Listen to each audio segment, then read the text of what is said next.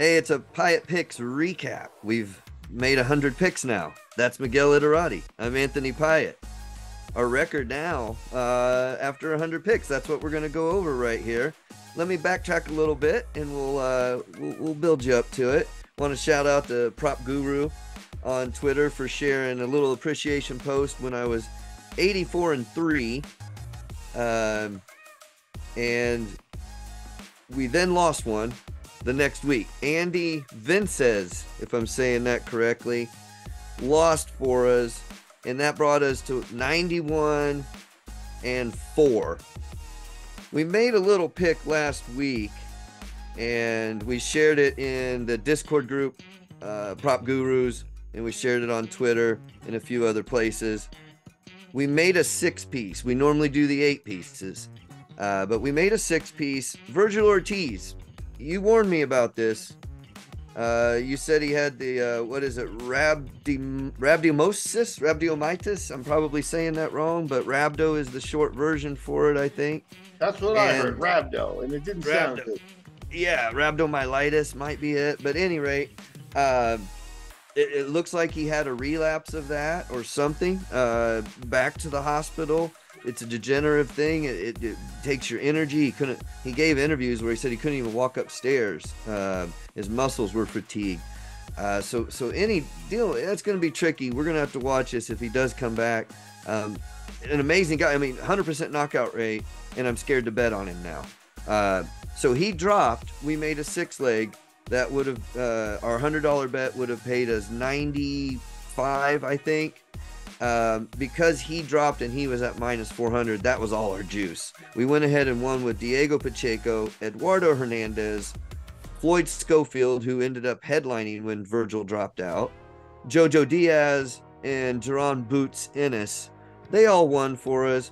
I only got $35.93 on my $100 without the Virgil Ortiz. But as you and I did the math prior to coming on air, that's 5 more wins added to our 91-4 makes us 96-4, a nice clean even 100 with 96 wins. So thank you for everybody on listening to that. This was another win. We'd have to figure out, Miguel, exactly what we ended up on the parlays. I know at one time 10-1 or something like that. We'll have to go back on that, and we'll get that figured out. That's are we going to include the 5-part that was a 6-part in the total weekly parlay? I like to do them 8, but I chose to do this one with the more juice and still pay that 85. You know, the real criteria is pay between, 70 and 85 bucks is really that return. So if we can do it in 6, that's great. It usually takes 8 on the Bet US again. I think your records moved to. I think you were 11-2. Right. And that was the second loss was the one where you took 2 losses, and that's why the losses were at 3 on the other total. That's right. And then we took the Vences loss, which would be 11-3, and then you clean that up with this one. And I believe between losses there was I believe you're either 11-3 or I think it's 12-3 actually. I think it's now 12-3, I believe. I think you're right. It's somewhere around there. Because we were at, we can double check. But we're somewhere around 12-3. Fairly good rate. We were at, like 71-1. We finished 96-4. So obviously a couple of hiccups there. Luckily, 2 of those were on one card, as you pointed out. So only 3 cards out of all of them. We try and do 1, sometimes 2 a week since we've started. About 3 months ago now. Some of these have been a while. We haven't had much in the way of boxing here towards the end of June and beginning of July, as far as depth goes. Again, we build these on. I mean, we can be honest with the fans. We might have 15 of them out there, but hi guys, and thanks for listening. But I mean, the truth of it too is that Vences loss really took the steam out of our sails a little bit. Yeah, it was a rough one. It was a little depressing loss because we're coming off a week where we won 2 parlays, and that felt good. And there were more comments and people out there were starting to say things and stuff, and then it all seemed to come crashing down. And took a couple of days off. You know, maybe this video should have come back then, but that's part of why, you know, we bet kind of from the heart here, because that one did hurt us. Just like you guys were like, oh man, I want to see this, and it doesn't work out. You're like, you know, they suck, all right, again. You know, so now we got to build it up again. You know, that's right. It really was a blow to us as well. I know Anthony took it personally. You know. I don't like losing, folks. You know, I like to put the work into these, and I know we can't win them all. I'm realistic. But I really do expect to win these. And 12-3 is good. 12-3 is good. I want to do better though. 96-4 is good. I want to do better. You know, and we're gonna hold ourselves to higher standards, and we're gonna keep doing it. And that's the way to keep pushing myself, really. To give that hour and a half or 2 hours per pick, and not miss anything. Look, some upsets are going to happen. Sometimes guys get old. Sometimes I miss something. But sometimes I haven't really missed much, and just something goes weird. Out of 100 picks, you're going to have a couple things go weird. A couple of those losses out of the 4 were really, really surprising losses. You know, going back to the Irish fella that lost for us there, that when we were 71-1. It's better I forget your name so I don't put him on blast right now. But it's Gary, isn't it? It's coming around to me. Gary Cully. Cully. Yeah, sorry, Gary. I still like you, man. But yeah, you know, at 71-1, that one loss was tough. You know, it is what it is. But again, Gary didn't want to lose that fight. That was a very surprising fight for Gary to lose. He was on a run. Couldn't have seen that one coming. You know, maybe one I look back and think, well, maybe I could have avoided that. Maybe one of the picks. So if I can clean up 25% of my losses, we lost 4. If I can prevent one of those this next time around and be 97-3, then it's a little bit of an improvement. That's what I'm going to go for. That's my goal, is to prevent the one loss that maybe was me stretching or not doing enough homework, you know. And just, you know, speculating, but when we went into this, and once I think at 71-1, you were like, I'd like to get to the 100, you know, with 5 losses or less. I think that's what you said. That was my goal. Yep. You achieved that, and even now at the very end, this is where luck actually worked in our favor. You know, he cashed in that $35 thing. And, you know, I call it a thing because, you know, obviously you want to make more and stuff like that. But if Virgil Ortiz had tried to fight this last weekend, you may not have won that one. And right. That would have been that 5th loss. And you still would have met your goal and stuff. But that's Lady Luck kind of working on where we caught it early, wanted to stay away from it. And then even if you had put it in the parlay, Virgil pulled out, and, you know, we'll never know. But I'll tell you, his opponent, I don't think he was showing up to back off. No. And after we talked about it, I really was, you know, I was very curious about that fight. Let's put it that way. So, hey, and listen, we wish Virgil the best. I mean, the guy's got a very promising career, and look, folks, I don't know about rhabdo. I don't know if it's something that you can manage, you can cure, you can get on meds that'll take care of it, or if it's maybe the beginning of the end, sadly, for such a young, promising, dynamic, and explosive fighter. Without looking it up, I think he's 19 with 19 knockouts, 19-0, I believe, something to that effect. So, you know, we wish him the best. This is a tough sport, on your health, let alone when you're dealing with something like this. So, yeah, wish him the best. I think you hit the nail on the head. First, go out there and get yourself healthy again, you know. You hit the nail on the head. He's 19-0 with 19 knockouts. You know, he's only fought a couple times in the last year, so this thing has probably been bothering him. I don't know much about rhabdo either, but in recent memory, the thing that came to mind was Brock Lesnar, and when he was competing in the UFC, he did with the diverticulitis, which is a disease that also, you know, had his body working at, you know, a lower percentage than 100. You know what I mean? Yeah. So, you know, you will never know, what would have happened with 100% Brock Lesnar. Hopefully, Virgil's able to solve this problem in like you said, in a way. But if not, this is not the sport you don't want to. This is not a sport you want to operate at less than 100% peak abilities. So if he takes a slip back, make a life decision first and then a boxing decision. Because you don't want to go into this 80% of what you were, 90% of what you were, even though you were great. That the loss of that edge is just so dangerous.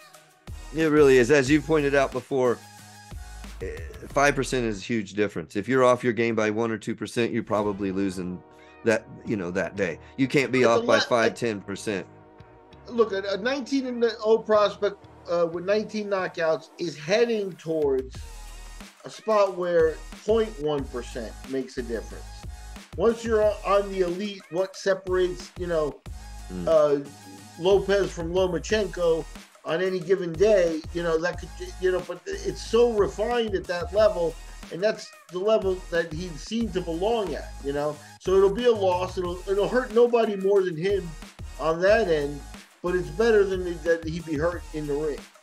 That's right. So, any rate, yes, that was unfortunate, and we're pulling for him here, but for this weekend, by the way, looking forward, not a lot right now again on BetUS or FanDuel.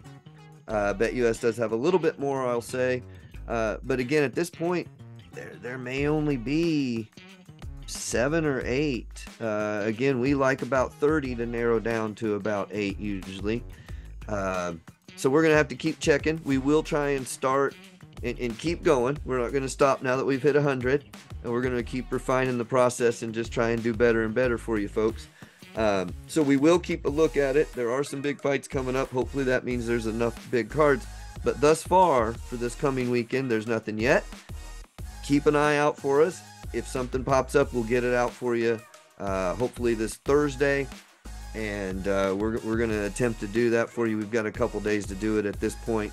So check back with us, please. If we don't get it to you this week, we will have them soon. There's a lot of big fights coming up. So we're going to keep this going. Won't say we're starting over necessarily. It's kind of a milestone to hit that 100 and be 96-4. We're going to keep going and see what our 2023 total record is. We'll sort of stick a pin in it right here and know that we had lost 4 when we got to 100. And sort of recap when and if we can get to 200, and hopefully we got enough fights to pick another 100 before the end of the year. So, and the UFC too. Still some good stuff going on there. Miguel, we're not keeping track of your record because for a couple reasons we pointed out in the past, folks. There aren't as many fights, and there is not as much difference in the levels at the for UFC especially. They're a lot closer in talent. The odds are never as wide. We're playing with a little more chalk over here in boxing. Yeah, just over the last couple of weeks, I got my record was 4-1. I think I'm at 7-2 at this point. Okay, there you go. I took a loss with Whitaker and Duplessis, and Whitaker was on the internet the next day saying, "Yeah, I lost, but I'm a better fighter anyway," and I tend to agree with the guy. But Duplessis is very tough, and that is probably going to wind up being Adesanya's next opponent. Looks like it. That will be a lot of fun. But I was wrong on that one. But I was right on Strickland, and I was right on Volkanovski, and I was right on Lawler. There we go. Good for Lawler too, by the way. Nice retirement fight for him. So, great little UFC recap. There was a pretty good weekend in UFC actually. So, yeah. Hey, if we're not, I gotta always say it. Subscribe and like and share with your friends, please. BetUS, let's throw it out there. If you sign up, that's where we do a lot more of our locks because they offer so many more fights. That's just how it is. Sign up with the code my last name PIATT. Twitter. We've got some Discords. We've got Instagram, and we're even doing the new Threads one there. We, connected to Instagram. So we've got that. All of those under Piatt Picks. Check that out. And hey, let me just say, folks, Miguel hosts or co-hosts a couple of other shows. and also is involved with wet noses. I'm saying that right, aren't I? Yeah, Just a preview. We'll get more into this later, but Miguel's got some things going on, folks. Don't sleep on it. yeah. The stuff on the internet. My YouTube channel is the MMA Museum and the MMA Collector. You can find interviews that we do there.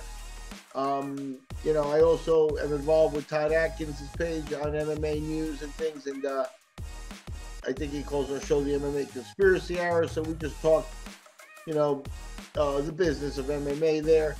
And the Wet Nose Project is a dog shelter in Costa Rica. I live in Costa Rica. I've been working with them.